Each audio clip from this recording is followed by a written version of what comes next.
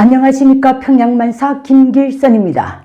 금요일 북한 내부 관련 주간 시사를 시작하겠습니다. 주간에 공개된 김일성 족속의 1일 지시문이고 북한 노동당의 1일 지령서인 노동신문과 기타 북한의 언론 매체들이 자발적으로 매달리고 있는 선전선동 내용들을 분석하고 내부 관련 핵심 시사의 주제를 두 가지 선정했습니다. 그 첫째는 김정은이 소위 묘향산 정치국 확대 회의에서 한 정책 관련 발언을 분석해드리고, 두 번째는 김정은과 노동당이 주간에 중요하게 거의 매일 떠든 소위 생산 장성 및 현대적 기술 개건 발언점 타령을 분석해 드리겠습니다. 그러면 먼저 김정은이 소위 2024년 1월 23일, 24일 묘향산 정치국 확대 회의에서 한 정책 관련 발언을 분석해 드리겠습니다. 소위 당중앙위원회 제8기 제19차 정치국 확대 회의라고 하는 이번 회의 의제는 소위 전면적 국가 부흥의 전투적 기치, 불멸의 혁명 대강이라고 자랑한 소위 지방발전 20/10 정책 관철이며, 이번 회의의 4회 도중 발언 결론의 내용을 쥐어짜 보면 지방발전 20/10 정책이란 해마다 20개 군에서 지방공업공장을 한 개씩 10년간 건설해서 지방인민들의 초보적인 숙망을 풀어주고 농촌의 세계적 낙후성을 털어버린다는 것입니다. 참 말이 안 나옵니다. 이 정책을 당적, 행정적으로 지휘할 기관은 앞으로 조직될 소위 지방발전 20/10 비상설 추진위원회라는 것이고, 김정은의 소위 지방발전 20/10 정책 집행의 주력군은 북한군이며, 그래서 김정은이 당중앙군사위원회 위원장 명의로 된 지방공업혁명을 일으킬 때 대한 당중앙위원회 제8기 제19차 정치국 확대회의 결정관철투쟁에 인민군 부대들을 동원할 때 대하여라는 명령서에 직접 친필 서명을 해서 북한군 총참모장에게 직접 전달했다는 것입니다. 김정은이 지난 12월 30일 소위 남조선 놈들을 운운하면서 남조선 정영토를 평정하기 위한 대사전 준비를 재창한 지 한 달도 되기 전에 북한군을 지방발전 20/10 정책 관철을 위한 북한 전역의 공장 건설에 투입한다는 것은 거두절미하고 김정은이 매일 매시각 직면하고 있는 심각한 딜레마를 적나라하게 보여주는 것입니다. 즉, 대한민국과 미 합중국에 대한 지독한 두려움, 북한군을 훈련을 시키자니 역량 상태가 바닥이고 그냥 놔두자니 북한군이 굶주림으로 인한 사회적 범죄를 막을 길이 없고, 그러니 계속 각종 공사판에 투입해서 인민이 십시일반으로 먹여 살리도록 해야 하는, 또 그런 만큼 북한 주민 사이에 더더욱 불평불만이 쌓이게 되는 이런 심각한 딜레마를 내포하고 있다는 그 뜻입니다. 그리고 지방발전 20/10 정책, 이건 정말로 북한 주민 사이에서는 코웃음도 아까울 정책입니다. 김일성이 이미 1960년대 말부터 도시와 농촌의 차이, 공업노동과 농업노동의 차이를 없앤다면서 북한 전역의 도시군들의 숱한 지방산업공장들을 세워놨지만 북한 주민들은 80년대부터 그 덕을 전혀 본 적이 없기 때문입니다. 그리고 북한 주민들이 지방공업공장이 없어서 30년 넘게 굶주리고 있는 것이 아닙니다. 북한 주민 사회의 절실한 요구는 단 하나, 조반 석죽이라도 정상적으로 먹을 수 있게 식량 배급을 해달라는 것입니다. 김정은이 그걸 해결할 능력도 의지도 미천도 없으니 퇴진 김일성, 김정일도 70년대에 들어서서는 전혀 입에 올리지 않았던 농촌의 세계적 낙후성을 운운하면서 밀가루 공장, 간장, 된장, 식초 생산하기 위한 공장을 짓는다고 하니 말이 나오질 않습니다. 그 원료도 분명 곡식일진데 식량 배급제만 복구하면 알아서 만들어 먹지 않겠습니까? 그리고 김정은은 소위 묘향산 정치국 확대회의 결론에서 아주 결연하게 이런 말도 했습니다. 나는 기어이 지방공업 발전이 실제적 변화를 일으켜 내므로써 인민들의 기대에 보답하겠습니다.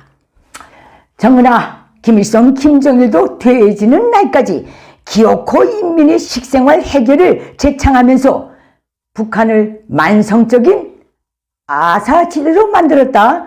그리고 북한 인민의 기대와 소원은 의식적이건 무의식적이건 김일성 족속 체제가 없어지는 것입니다. 아울러 북한 주민에게 있어서 묘향산이란 어떤 의미를 가지는가에 대해서 알려드리겠습니다. 북한 주민 사회에 있어서 묘향산은 김일성 족속이 전 세계에서 받았다는 선물들을 진열한 국제 친선 전람관이 있는 곳이고, 김일성이 1994년 7월 8일 야밤 산경에 소위 위대한 심장의 고동을 멈춘 곳으로 각인되어 있습니다.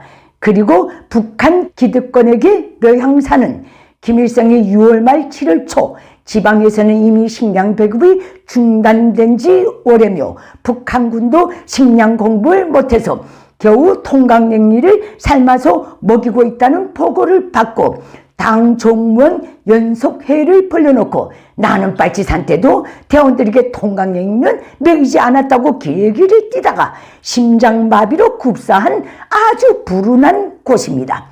김정은이 이번에 이춘 종월달에 평양을 놔두고 부득부득 묘향산, 그곳 정말 추운 데입니다. 묘향산까지 가서 회를 벌려놓고 묘향산 정치국 확대회의라고 직접 장명까지 한 것을 보면 김일성의 흉내를 내두라고 그러는 것 같은데, 가뜩이나 미신이 대세이고 득세하는 북한에서 김일성이 죽기 직전에 뱀이 나타났다는 허망한 유언비어까지 존재하는 북한 주민 사회에서 어떤 불길한 입방아들이 쏟아져 나올지 보지 않아도 뻔합니다. 이 김정은이라는 정치적 미숙아 애송이는 앉을 자리 설 자리에 대한 원시적 개념조차도 없는 놈입니다. 다음 북한 내부 관련 두 번째입니다. 김정은과 노동당이 주관해 역시 거의 매일 선전한 소위 생산 장성 및 현대적 기술 개건 발원점 타령을 분석해 드리겠습니다. 김정은과 노동당은 주간에 노동신문과 TV 방송을 통해 거의 매일 김정은이 과학기술은 혁명의 제일 좋고 전선이기 때문에 전체 인민 지식형 인간, 기술형 인간으로 육성해야 하며 진짜배기 인재, 다재, 다능한 실천가를 육성해야 하며 창조형 인간 육성을 실현해야 부국강병에 이바지할 수 있으며, 그러자면 생산 장성과 현대적 기술 개건이 발원점인 과학기술 보급실 운영을 더욱 개선 강화해야 한다라는 말들을 연이어 선전하면서 그 대책을 이렇게 내놨습니다. 북한 주민이 일하는 모든 일터에 과학기술 보급실을 꾸리고 모든 주민은 그 과학기술 보급실을 야전 학교, 일터의 교정으로 삼고 남의 지식, 남의 기술을 돈받을 생각을 하지 말라는 김정은의 가르침을 명심하고 그것을 찾고 또 찾는 열성 독자가 돼서 시간을 쟁취하고 아끼며 공부까지 해서 선진 과학기술이 진짜 주인이 되어야 한답니다. 사실 식량 배급 제도가 정상 작동하던 1980년대 초중반까지는 북한 주민의 제일 큰 소원이 자식을 대학에 보내는 것이었고, 노동과 공부를 병행하는 야간대학에 들어가서 배우고 또 배우는 것이었습니다.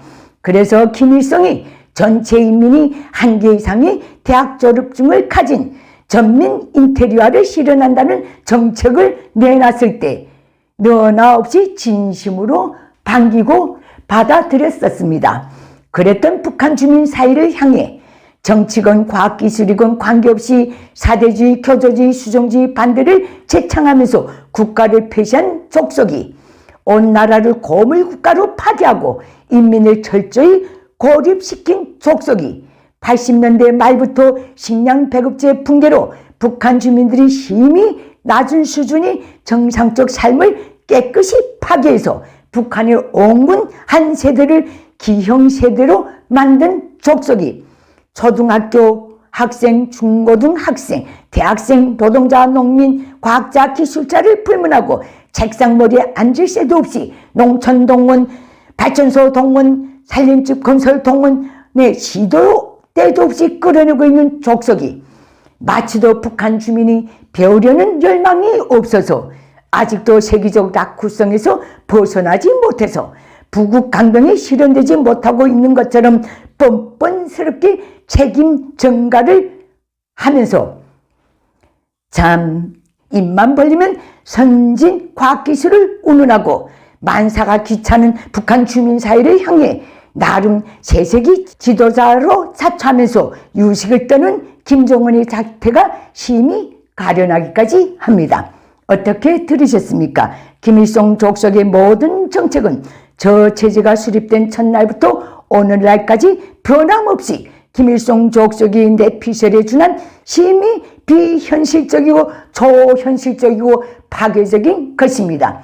그것이 북한 저 체제가 고른 역사입니다. 이것으로서 북한 내부 관련 시사를 마치겠습니다. 감사합니다.